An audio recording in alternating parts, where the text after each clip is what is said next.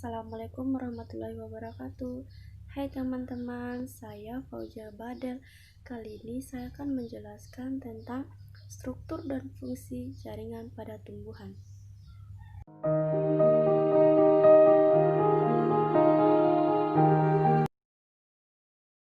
Oke teman-teman, sekarang kita beranjak ke materinya, yaitu tentang struktur dan fungsi jaringan pada tumbuhan. Oke teman-teman, sebelum kita lanjut, kita perlu mengetahui tentang organ tumbuhan. Nah, organ tumbuhan yang pertama ada daun, bunga, buah, batang, dan juga akar. Selanjutnya kita akan membahas satu persatu organ tumbuhan. Sekarang yang pertama yang kita bahas yaitu daun. Fungsi daun: 1.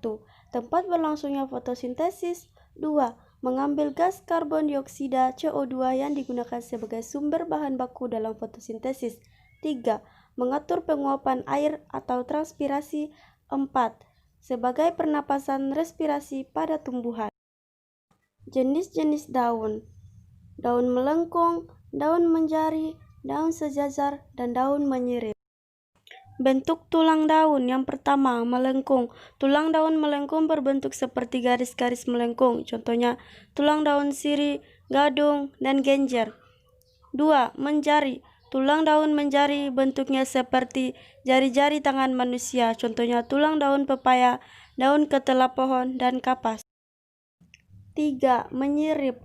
Tulang daun jenis ini memiliki susunan seperti sirip-sirip ikan. Contohnya, daun jambu, mangga, dan rambutan. 4. Sejajar. Tulang daun sejajar berbentuk seperti garis-garis sejajar. Tiap-tiap ujung tulang daun menyatu, misalnya tulang daun tebu, padi, dan semua jenis rerumputan. Selanjutnya kita ke bunga. Yang pertama, kelopak. Umumnya berwarna hijau dan berfungsi menutup bunga di saat masih kuncup. 2. Mahkota. Merupakan bagian bunga yang indah dan berwarna-warni. 3. Benang sari dengan serbuk sari sebagai alat kelamin jantan. 4. Putik sebagai alat kelamin betina. Nah, sekarang kita ke struktur bunga lengkap. Ada mahkota, kepala sari, benang sari, kepala putik, tangkai putik, kelopak, bakal biji, dasar bunga, dan tangkai bunga. 3. Buah. Buah merupakan bagian tumbuhan yang berfungsi melindungi biji. Buah ada yang berdaging, contohnya buah mangga dan buah apel. Buah terdiri atas daging buah dan biji. Bagian yang kamu makan biasanya daging buahnya. Biji merupakan hasil dari pembuahan yang terjadi akibat penyerbukan antara serbuk sari dan putik. Bagian-bagian buah. Nah, teman-teman, bisa kita lihat ini adalah gambar buah apel. Yang pertama, tangkai untuk tempat melekat atau bergantung pada ranting atau dahan. 2. Kulit buah, lapisan paling luar untuk melindungi buah. 3. Daging buah, bagian buah yang dapat dimakan. 4. Biji, bagian tumbuhan yang berada di dalam buah. Selanjutnya, batang. Struktur batang. Struktur batang terdiri atas yang pertama, epidermis, korteks, endodermis, selindir pusat atau stele. Selindir pusat pada batang ini terdiri atas beberapa jaringan, yaitu ampulur, perikardium, berkas pengangkut yaitu xilem, dan juga floem.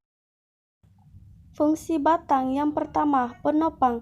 Fungsi utama batang adalah menjaga agar tumbuhan tetap tegak dan menjadikan daun sedekat mungkin dengan sumber cahaya, khususnya matahari. 2. Pengangkut.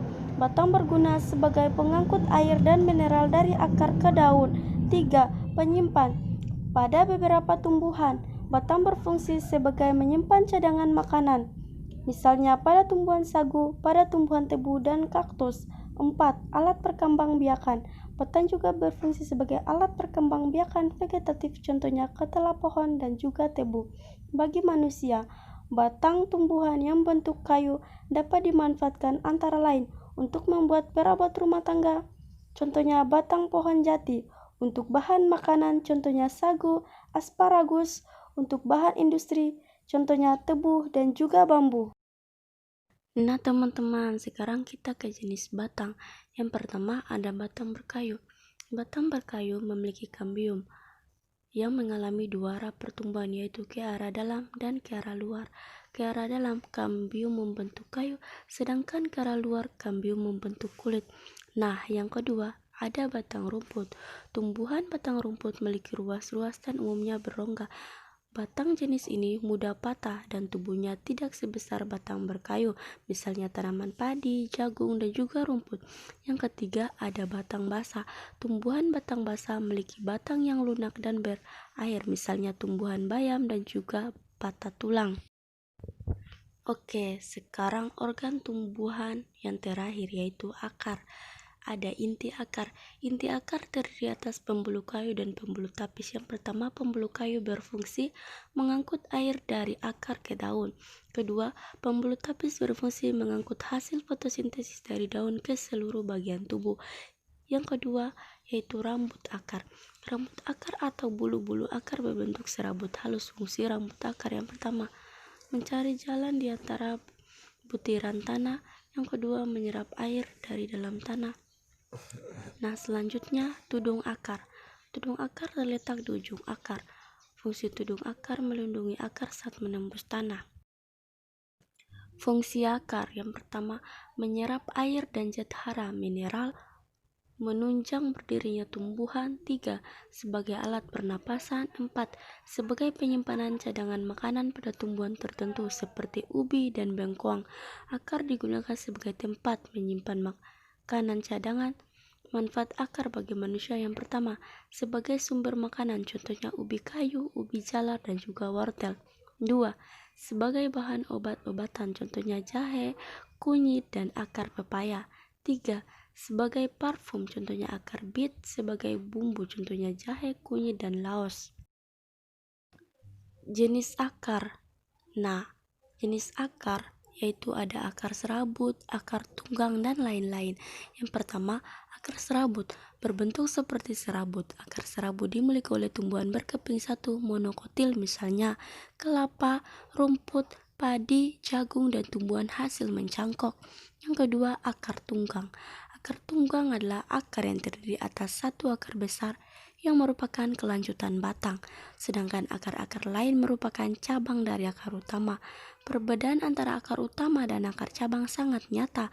Jenis akar ini dimiliki oleh tumbuhan berkeping dua dikotil, misalnya keledai, mangga, jeruk, dan melinjo.